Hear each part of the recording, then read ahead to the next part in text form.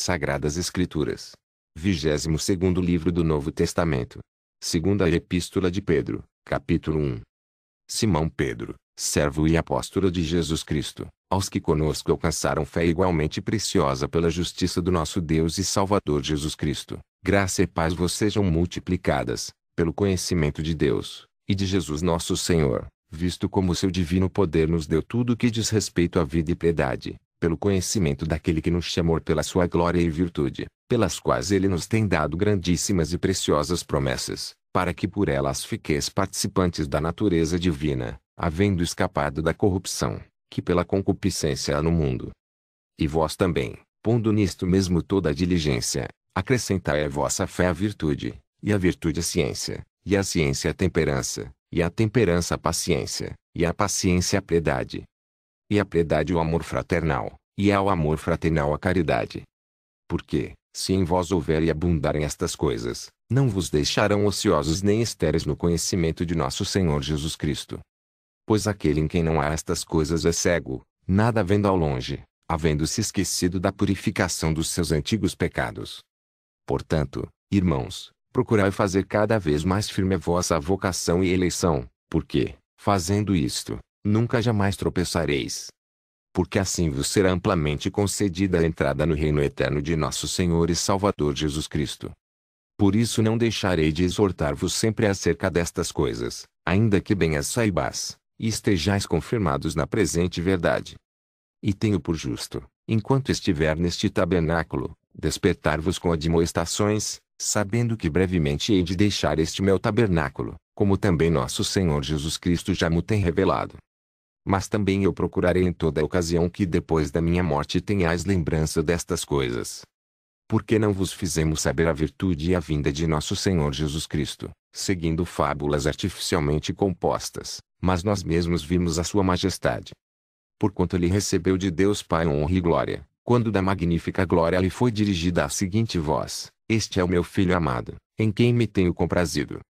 E ouvimos esta voz dirigida do céu, estando nós com ele no Monte Santo, e temos, muito firme, a palavra dos profetas, a qual bem fazeis em estar atentos, como há uma luz que alumia em lugar escuro, até que o dia amanheça, e a estrela da alva apareça em vossos corações. Sabendo primeiramente isto, que nenhuma profecia da Escritura é de particular interpretação. Porque a profecia nunca foi produzida por vontade de homem algum, mas os homens santos de Deus falaram inspirados pelo Espírito Santo.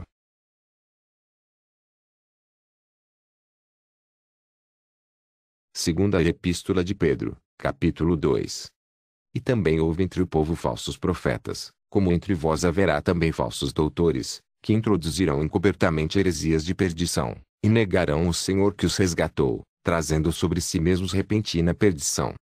E muitos seguirão as suas dissoluções, pelos quais será blasfemado o caminho da verdade. E por avareza farão de vós negócio com palavras fingidas, sobre os quais já de largo tempo não será tardia a sentença, e a sua perdição não dormita. Porque, se Deus não perdoou aos anjos que pecaram, mas, havendo-os lançado no inferno, os entregou às cadeias da escuridão, ficando reservados para o juízo. E não perdoou ao mundo antigo, mas guardou a Noé, a oitava pessoa, o pregoeiro da justiça, ao trazer o dilúvio sobre o mundo dos ímpios. E condenou à destruição as cidades de Sodoma e Gomorra, reduzindo-as a cinza, e pondo-as para exemplo aos que vivessem impiamente. E livrou o justo Ló, enfadado da vida dissoluta dos homens abomináveis. Porque este justo, habitando entre eles, afligia todos os dias a sua alma justa, por isso via e ouvia sobre as suas obras injustas. Assim, sabe o Senhor livrar da tentação os piedosos, e reservar os injustos para o dia do juízo, para serem castigados.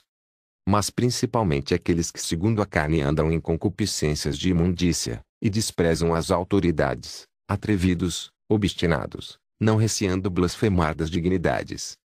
Enquanto os anjos, sendo maiores em força e poder, não pronunciam contra eles juízo blasfemo diante do Senhor. Mas estes, como animais irracionais, que seguem a natureza, feitos para serem presos e mortos, blasfemando do que não entendem, perecerão na sua corrupção, recebendo o galardão da injustiça, pois que tais homens têm prazer nos deleites cotidianos, nódoas são eles e máculas, deleitando-se em seus enganos, quando se banqueteiam convosco. Tendo os olhos cheios de adultério, e não cessando de pecar, engodando as almas inconstantes, tendo o coração exercitando na avareza, filhos de maldição. Os quais, deixando o caminho direito, erraram seguindo o caminho de Balaão, filho de Beor, que amou o prêmio da injustiça. Mas teve a repreensão da sua transgressão, o mudo jumento, falando com voz humana, impediu a loucura do profeta. Estes são fontes sem água, nuvens levadas pela força do vento, para os quais a escuridão das trevas eternamente se reserva.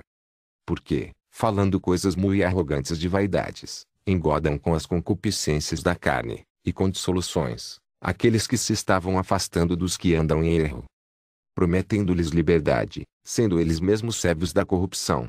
Porque de quem alguém é vencido, do tal faz-se também servo. Porquanto se, depois de terem escapado das corrupções do mundo, pelo conhecimento do Senhor e Salvador Jesus Cristo, forem outra vez envolvidos nelas e vencidos, tornou-se-lhes o último estado pior do que o primeiro. Porque melhor lhes fora não conhecerem o caminho da justiça, do que, conhecendo-o, desviarem-se do santo mandamento que lhes fora dado. Deste modo sobreveio-lhes o que por um verdadeiro provérbio se diz: o cão voltou ao seu próprio vômito, e a porca lavada ao espojadouro de lama.